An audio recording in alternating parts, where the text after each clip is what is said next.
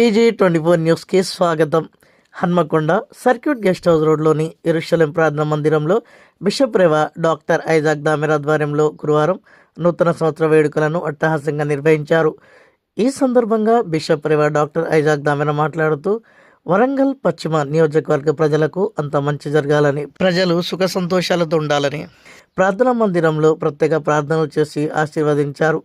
ఈ నూతన సంవత్సర వేడుకలకు హాజరైన భక్తులకు కష్టకాలంలో యేసుప్రభు రక్షణ కవచంగా నిలుస్తారని సూచించారు. ఈ కార్యక్రమంలో యెరూషలేం ప్రార్థనా మందిరం sister Damera Nirmala Isaac, brother Charles Benny, సేవకులు తదితరులు పాల్గొన్నారు.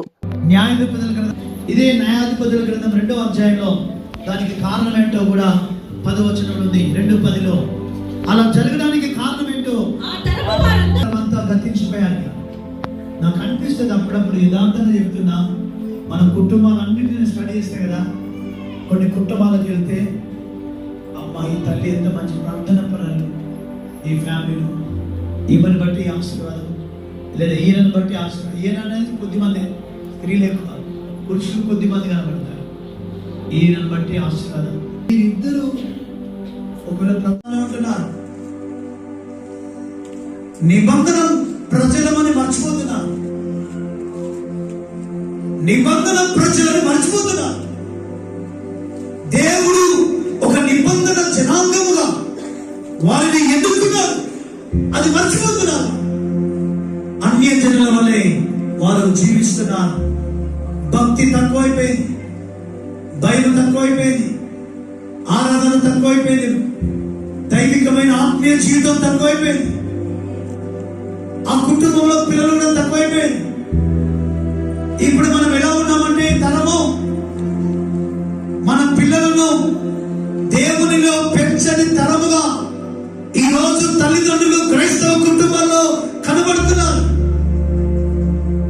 ఆ సమయంలో అలాంటి కుటుంబాలకు ప్రమాదం పొంచి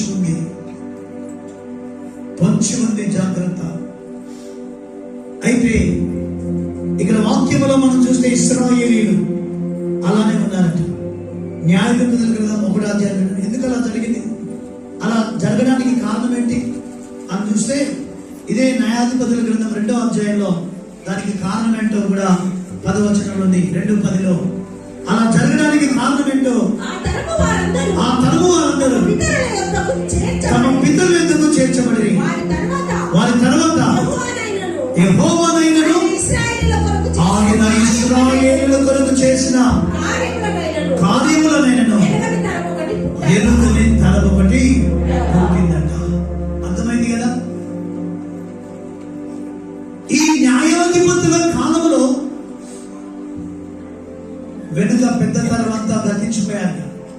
నాకు అనిపిస్తుంది అప్పుడప్పుడు యథార్థంగా చెప్తున్నా, మన కుటుంబాలన్నింటినీ స్టడీ చేస్తే కదా, కొన్ని కుటుంబాలకు వెళ్తే అమ్మాయి తల్లి ఎంత మంచి ప్రార్థన పరాలు, ఈ ఫ్యామిలీలో ఈమెను బట్టి ఆశీర్వాదం, లేదా ఈయనను బట్టి ఆశీర్వాదం. ఈయన అనేది కొద్దిమంది, స్త్రీలే పురుషులు కొద్దిమంది కనబడతారు. ఈయనను బట్టి ఆశీర్వాదం. అయితే వీరిద్దరూ ఒకవేళ ప్రభు దగ్గరికి వెళ్తే పిల్లల పరిస్థితి ఏం చేశారు అని బాధపడతారు. పిల్లల పరిస్థితి